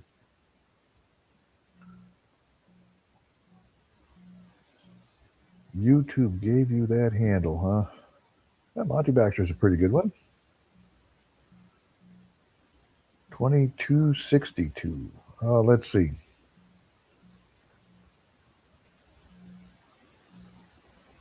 Only time it was a hot desert, huh? Banks Lake. Where is Banks Lake at? Not familiar with it. I have been all over the hot desert. What I could tell by his stories and Google crushes ass. Not so much as I used to, but oh man, what really did it was that Marine Corps uniform I wore. That was really that was the selling point. Eastern Washington. The Badlands of Eastern Washington. I want to go take a trip up there and check all that stuff out. It's amazing. When what is it, Bonneville Lake, if I remember correctly, when it drained out, created all that Badlands and stuff back in there as the glaciers receded. I've seen a lot of photos of it, and it was fantastic. I'd love to go visit that area up there. It's just cool looking. Godzilla was in the Army, but my long hair and being in bands did it for me. I had long hair a little bit when I got out of the Marine Corps. I went to college for a couple of years for computer science, and then from then on out, I kept it real short, like Marine Corps sort of cut again for a long time after that. I just started growing it back again when I moved here to Texas when I left, no longer working as a flight paramedic, down here teaching classes. So kept it short so I could wear that flight helmet. Yeah, we're lucky here. Badlands, desert, rainforest, mountains, water. Yeah, it's the Pacific Northwest is an awesome part of the country. There's a whole lot of different terrains and climates that you can go to. Yeah. Yeah, I walked away. At this part. 22 and naked around a campfire. Man, don't even get me started on nothing that I might have done in a previous life. 22 as I was in the Marine Corps. Wouldn't have spent a whole lot of time naked in the woods. No, we didn't do that. No. Why I choose OSE instead of basic? I chose old school essentials because it was a rule system I looked at several different ones that were very similar, but it was a rule system for that I could get for Fantasy Grounds, running it on a virtual tabletop. And it was the most complete out of them, even though there's not a whole lot to the what do they call that? The system SDR or whatever it is. Right. Yeah, there's not a lot to it in the SRD. There's not a system resource document. Yeah. There's not a whole lot of in the SRD, but you can buy some of the supplements fairly cheap to add to it. So it was the only one that was close enough to basic D&D in there that I found that I could use. There's a couple of them. There's another one that was a free one called Basic Fantasy, but it was a little more than just a character sheet and not much more than that at the time. So it would have been a whole lot more work to put adventures and stuff together. And Old School Essentials seemed to have most of what I wanted to right off the bat, so I picked it. Yeah, and I want to say something about that. A couple of things. So, yeah, in terms of Fantasy Grounds, that's a great rule set. It was built by this dude Bain or Marcus or whatever. The rule set was built by Bain, yes. Yeah, and he's really responsive, and as a fellow rule set modder or whatever, he's better than I am, and probably less irritated than I get when I have to spend all my time making a bunch of changes or whatever. So he's a great guy that's fully involved in Fantasy Grounds and has been for a while. And something I want to say about OSE, because there are some points of it that bother me. One of them being really when they push into advanced fantasy, and it kind of, I mean, I guess the same perspective can be had for BX and stuff like that, because once OSE comes out and they present a version of something that's in BX or something that's in AD&D, and they present it in a different way, it's gotten such a following that some of the intricacies of those older versions are left out for uh purposes of expediency and Simplicity, clarification. personal preference. Yeah, and what ends up happening is everybody ends up using that, Yeah. and then they don't have the opportunity, because it's not freely published. They don't necessarily have the opportunity or the desire to go back to something like for BX or BECME, to go back to something like the Rules Compendium. Um, but from Necrotic Gnome's perspective, the publisher's perspective, one thing that I really appreciate about them versus somebody like the guys from Ozric or whatever, because this stuff was all OGL, but they didn't claim trade dress over anything except for, because in the OGL, right, you can say, hey, we took all this from elsewhere, and you have to actually specify it. And then you're allowed to claim certain parts of your publication as trade dress and not copyable and all that sort of thing. But all they claim was their design. So you could basically take OSE, you could copy it all out and make your own game out of it, with them not guarding the text that they had written. And since a lot of it came from a Kickstarter, I think that's the appropriate way to do things. If I kickstart a project, people pay me to make that project and publish it or whatever, then it should be open source and free for everybody to use for whatever they want. I shouldn't be able, as the publisher under a Kickstarter, and Stars Without Number, what's that guy, Kevin Crawford, he does that stuff. Stars Without Number, Worlds Without Number, Cities Without Number, all of those things were kickstarted, but he gives you as much as possible in an SRD format without having to attribute him, without having to say anything, and you can copy and paste it, do whatever you want with it. Yeah, as far as so I think OSE, if I'm not mistaken, OSE came out of what was it? It was called BX something or other, and Not then not it's still got the basic, didn't have the races class so much. What was it, Mold Bay, and then the actually Gygax version 2. Which one is that one? What do they call that one? That's not Mold Bay. That is right. So we had Holmes before, Holmes, right? Yeah, before Mold Bay Cook, and then we had very similar to all of that stuff, but you could run any BX module with it. Right. And OSE, in the early days, that was racist class, right? Yep. Or yeah. And that's something that Basic Fantasy does also. And I think there was a system before that called the BX Fantasy or something, somewhere around 2010 or 2011. I've got PDFs of it.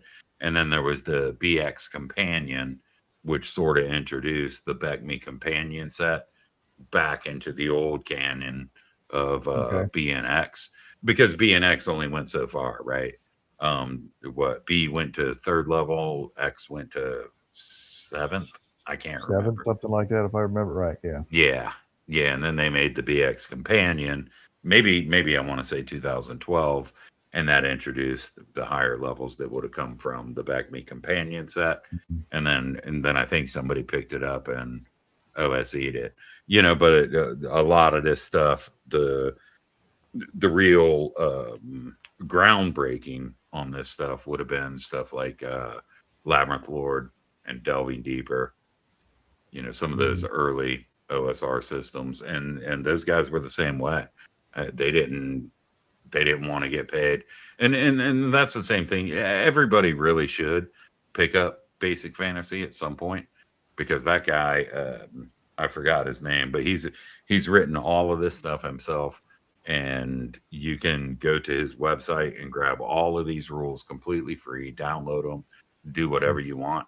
And if you go to Amazon and buy the books, you're paying the cost of what it actually takes to print them out. And I've got a few of them sitting here somewhere. Here they go. Yeah, so this is Basic Fantasy. Oh shit, what is that? Is that my monitors screwing up the view? Yeah. Yep. But you can buy this for like $5-6 on Amazon. Oh, wow. You can download it for free. Yeah, you can, but if you want a nice looking book, Yeah. I could. The Basic Fantasy Just Field Guide. Just production cost. I might want to pick it up then. Just add it to my collection. Yeah. Chris Gonerman. It's all very inexpensive. $5-6 a book. They're nice and thick. And this is another thing from Seattle Hill Games. If you guys like AD&D, this is a small book, readable in a single day. And this one's about $6 too. White box. This retains everything from AD&D in a very simple short booklet. You can read it in an afternoon, and it's excellent.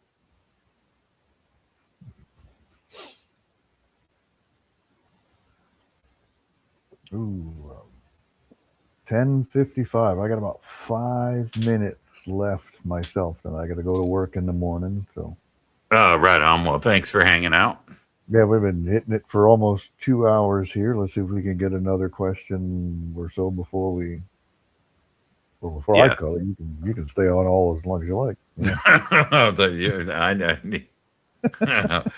Don't invite me. I'll be sitting here at 4 like a retard, Sorry for the R word, everybody. It's really not a bad thing. What are we going to do about you? I don't know. With every word, So why not just basic? Did we answer that? Why not just basic? For Fantasy Grounds, basic wasn't available for Fantasy Grounds. That was so. Yeah, if somebody had created a basic D&D for Fantasy Grounds, they would have used it. The only way I could have done that would be with the second edition rules, and man, there would be a whole lot of stuff to strip out of there for the 2E rules to try and turn it into basic. Yes. Speed round, black or white, up or down, left or right. All those are circumstantial questions. Depends what I'm trying to do. I wear black at night, maybe white out in the desert, up if I want to ascend, down if I want to descend. Left and right, that's port and starboard. Okay, we got it. We're set. Port and starboard, a man after my own heart. 6 years. Yeah, I have to agree with that. Black and white are circumstantial, up and down is circumstantial. I will say that always to the right in the dungeon is the best way to solve the maze. So, the right hand rule, right? Well, keep in mind too. Left. The Latin term for left is sinister. Yes. So that's why that's bad. That left is bad. Yeah, yeah, and exactly, and that even ties into left-handed people and all that stuff. It was Yeah, one of the things that I wanted something to do Sinise was I'll trail. put together a video on a little bit of heraldry and using heraldry in your games, and that comes into play in heraldry, Dexter and Sinister, as far as Yeah, where right. things are on the shield and stuff. That'd be a good video to put together because you want to add a little bit of flavor to your game. A little bit of heraldry is a good way of adding some flavor. Yes, for sure. Got to watch those left-handed folk, yes, of which my son is one of them. Right. Yeah. I have a son who's left-handed, and out of my two boys, the younger one's left-handed, and it's crazy because he grew up, and we all used our right hand, so he would Yep. use his right hand, but my best buddy who's left-handed saw my son when he was a year old or something, and he's like, he's left-handed, and I had no clue, and I'm like, really? And he's like, yeah, watch, Yeah. and And we he let him go. We identified let it him do what he wants. We immediately. didn't try to force him into doing anything different. No, off he goes. Yeah, yeah, exactly. Yeah, And now Monty says, he can do fire search both. pattern. Just go to the same direction. You'll eventually return to the start point. Yeah, well, it's mostly correct. And it's also smooth bump, bump to the pump. The problem is if you're going the same direction, you're going around the house, you may end up sooner or later falling through a soft floor, which I done once. Crawled into the Nobody wants window to go that. check things out. Immediately fell to my waist in the floor in a mobile home because the floor had all burned up. That was a lot of fun Oof. stuff. Oh, Oh yeah. yeah, And that was a fire's lot no of fun. joke. Well, this was great. Love sitting down there and just rambling on with you about all kinds of fun stuff. Because I mean, Yes, we sir. could do this and nobody would hear us ranting about other stuff or rambling on about stuff. When we do it in a stream, then we can share all of this and talk about some of the parts of First Edition Dungeons and Dragons.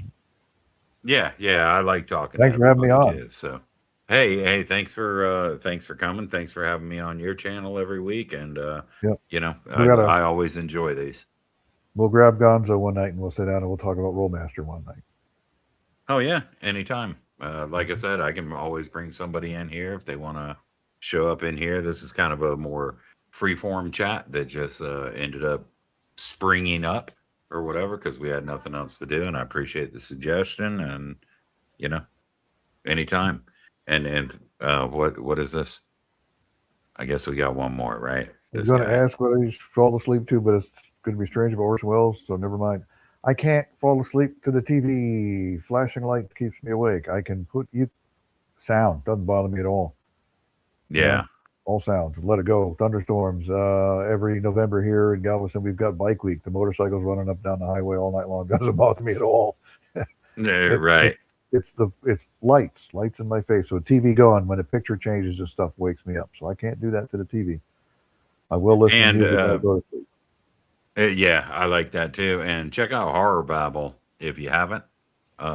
This guy does some great like read throughs with acting out the character parts and Oh wow. does the full Robert Howard, full HP Lovecraft. He's got a lot of stuff on Oh there, cool. and some of them are black screen and you know all that kind of stuff, almost like an Well, audio book I'd have to format. give the Lovecraft stuff a listen to for sure. Oh, it's good stuff. Yeah. There you go. Anytime, Michael. I'm happy. I'm happy to do that. I've made some pretty serious progress over the last few days, which I plan to announce next week. So thanks for the plug, bud. Oh. Well, this is great. I'm going to go ahead and duck out of it here at this point. We'll catch up with you Thursday. Let's get back together again and we'll talk about druids and illusionists and other special characters on Thursday. Yes, sir. Sounds great. Thank you. I very much appreciate your time and your contributions Mhm. to the hobby. Awesome. Thanks again. We'll holler at you later on. Yeah, All good right. night. Have a good one, guys. Good night.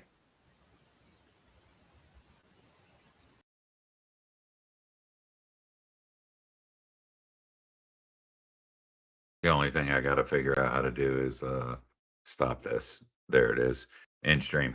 Anyways, thanks guys. I appreciate everybody who has uh come around and had input and stuff, and we do this for you guys, man. You guys are the best. So thank you. Horns up, and have a great beginning of the week. See ya.